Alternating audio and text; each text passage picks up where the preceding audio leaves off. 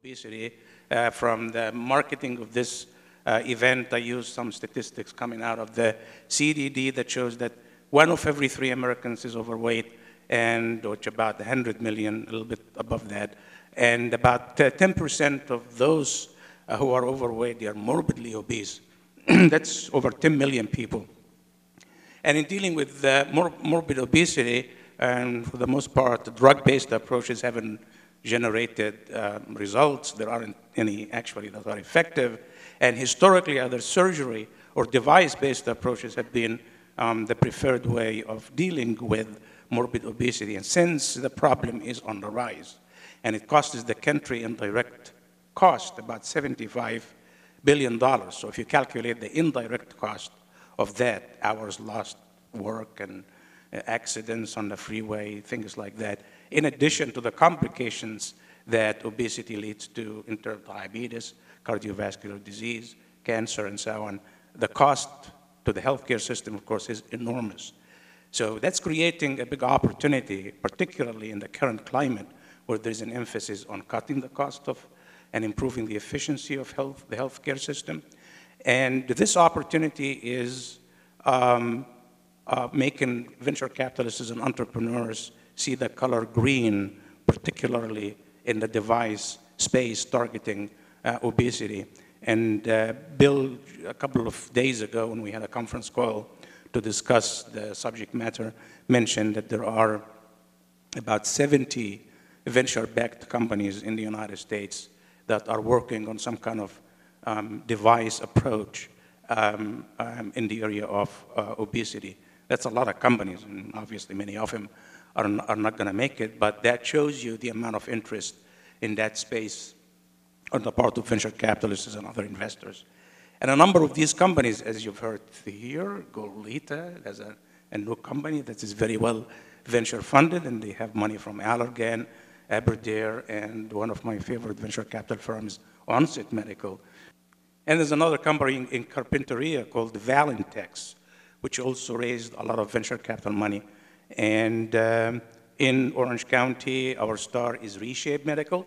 So we decided to shed light on their approaches. And they just started clinical trials with their balloon, and that's a device that gets inserted inside the stomach and gives you a sense of fullness, and it reduces your calorie intake, and over a period of time, it induces weight loss.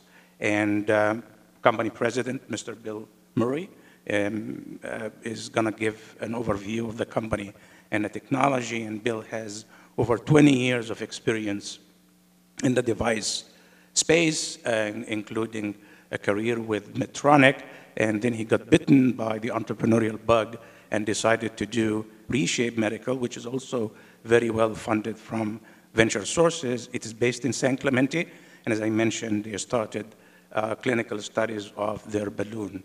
And with no further ado, I would like to invite him to come to the podium to give his overview.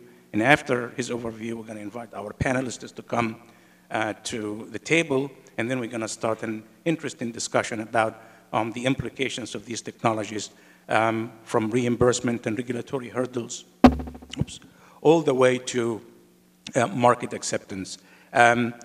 We're not going to use the panel discussion as some sort of a test of whether Reshape Medical's approach would work or not. We're using Reshape Medical as a case study that opens up a large number of issues when it comes to device-based approaches to obesity.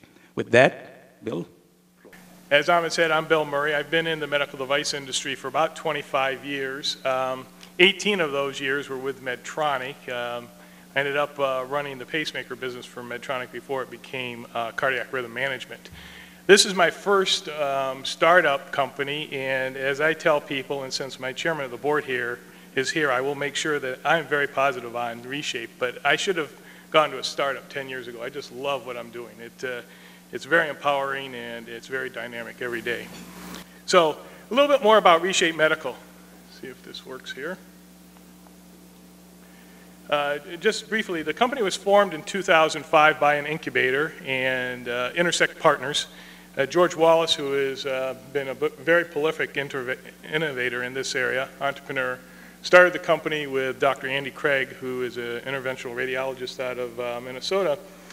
And they looked at the space of obesity, as Ahmed said, and recognized that there's still a significant unmet need in the obesity space. And so looked at the options and opportunities and decided that they had some ideas on how to approach obesity in a somewhat different way. So the company is venture capital based. We've raised in total $28 million so far. In the last round, U.S. Venture Partners came in as the most recent investor. We also have SV Life Sciences and New Leaf Venture Partners. So very happy with the profile of investment group we have in the company right now. Right now we're about 15 employees, and we are growing, although in a very cautious, measured way.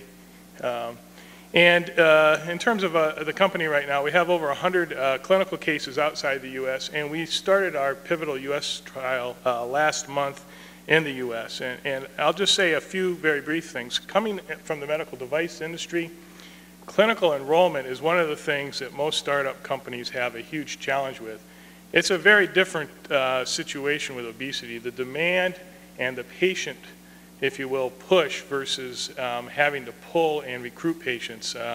It's a much different environment, and it's why there's just a huge unmet need in this area. So I'm going to just do a little overview on obesity and the market. Obviously, obesity is in the news a lot, but there are some incredible statistics that are quite sobering relative to the U.S. So just a brief kind of definition of terms for those that maybe aren't as close to it. So BMI, body mass index, is what is normally used for describing your profile. And so essentially 18.5 to 25 is the normal range for adults. You're overweight if you're between 25 and 30, and then you start to be classified as obese at BMI 30 to 35. Class 2 obesity is 35 to 40, and Class 3 is 40 and above. And so, oftentimes, Class 3 obesity is also called morbid obesity.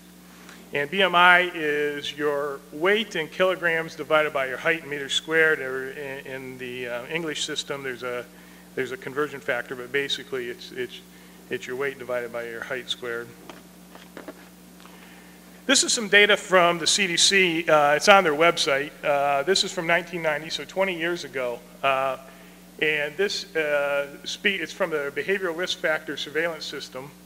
And what they're looking at is anybody that's with a BMI greater than 30. So roughly, to kind of put that in context, if you're a 5'4" person, that means you're 30 pounds overweight. So back in 1990, no states had greater than 15% of their population that was more than 30 pounds overweight. Just keep that in mind. So if you're politically oriented, you'd say that at this point in time it was very much a democratic country. Now you come and you start looking, this is 5 years later in 1995. The dark blue is 15 to 19%. At this point in time now, over half of the states have their population that's more than 15% overweight. So in 5 years, just a dramatic shift in obesity in this country is unbelievable. So let's keep going. So now we're sitting here 5 years later. This is 2000. So I mean, this is clearly an epidemic. So now greater than 20% of the population, almost half of the states have now progressed to a point where 20% of their population is considered clinically obese. 2005, it even continues forward. So now a third of the states have greater than 25% of their population, more than 30% or 25% overweight, and 3 states now have more than 30% of their population overweight. So it's just unbelievable. It really is quite sad, frankly. And the most recent data they have is from 2008, and at this point in time, 2/3 of the states have greater than 25% of their population obese. It is an epidemic in this country that is going to cause a train wreck in terms of challenges to our healthcare system, our economic systems. So this clearly has to be dealt with as a society. It clearly has to be dealt with.